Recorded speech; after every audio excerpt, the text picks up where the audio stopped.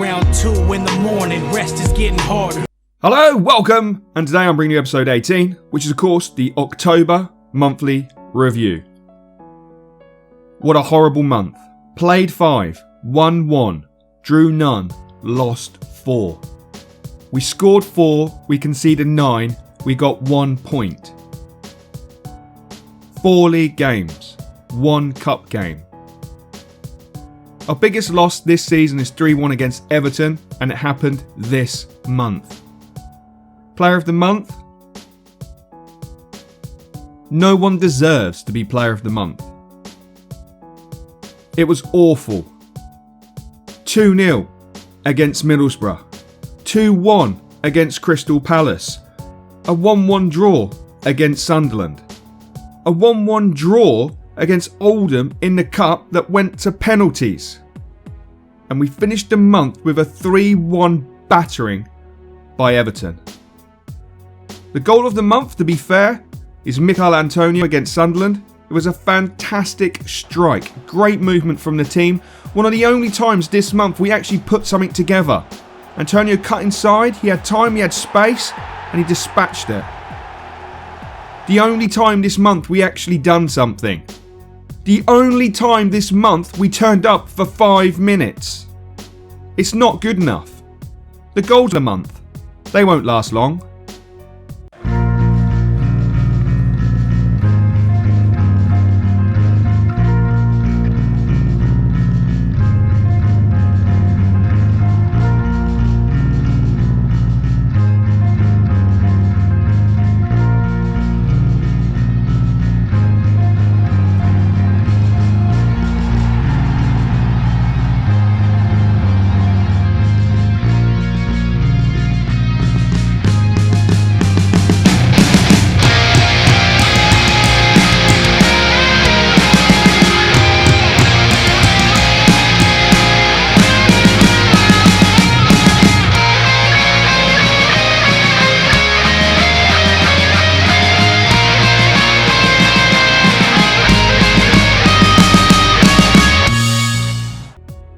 Four measly goals.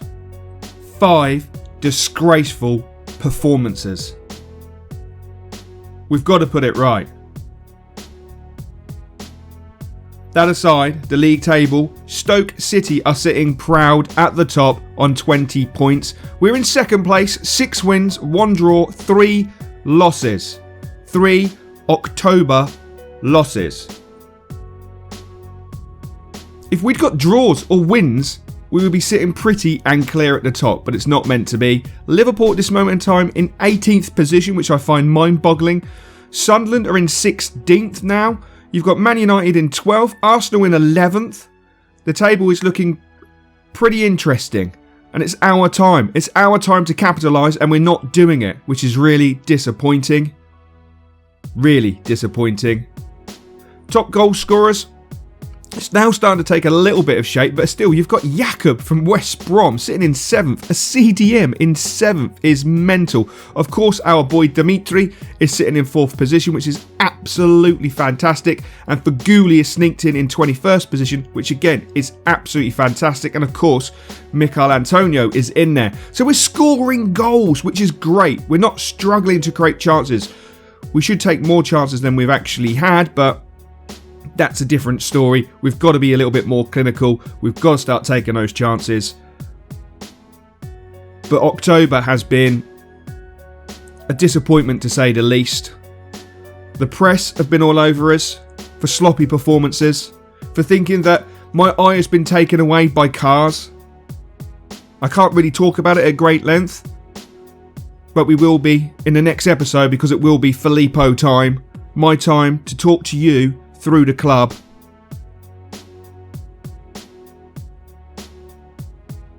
It's just not good enough.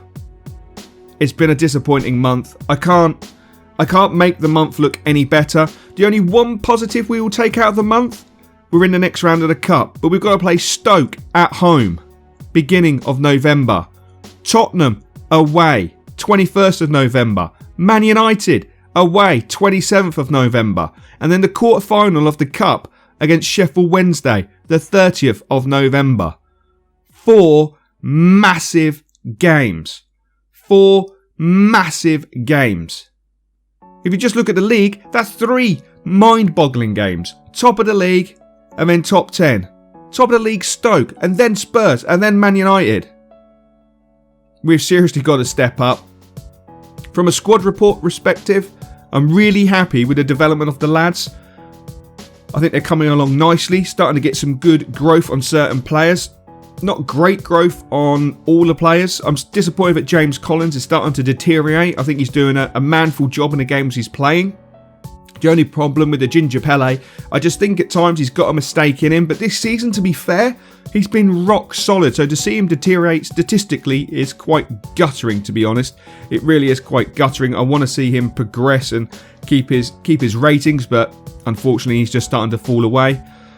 Krezers, as you know, out for 8 weeks. Well, 8 weeks is probably about 10 or 11 weeks by the time we get him back to full match fitness, which is pretty disappointing. That means we probably won't see him back in the team until January, mid-January, which is a long way away, which is really guttering because he's a cracking little fullback. Our boy Peds has actually started to raise his game. He's played some really good games, but he needs to keep up that consistency. Of course, we've got Kare, who is homesick, and we're struggling to sort out a deal with him at this moment in time to see what he wants. We've offered him time off. We've offered him time to go home for a couple of weeks if needs be, but it just doesn't seem to be enough at the moment. We'll just have to see how that completely pans out. It's a little bit disappointing, but it's the life of a footballer. It is what it is at the end of the day.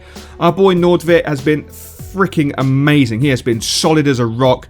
Really good performances all season so far. You know, take away October, he's played really well, to be fair. Are you back from injury, getting on the score sheet, doing all right, to be fair. Mikel Antonio, do you know what? The boy is a revelation. He's really good. He's just got to be more consistent. He's just got to be more consistent. Gorkan Torre, struggling to get in the side, and rightly so, because we've got Faguli, and Faguli is fantastic. Marky Noble, not the most consistent this season, which is a little bit disappointing. And of course, our main man, Dimitri Payet, again, he started to decrease in rating, which is really frustrating. His ball control, his stamina, his reactions, it's ridiculous. He's got a huge average. It's mind-boggling. Look at his clean sheets, assists and goals. If you're 555, Dimitri Payet is 666. Without a shadow of a doubt, in 13 games, he's been involved in 12 goals. He should not be going down. He should be going up.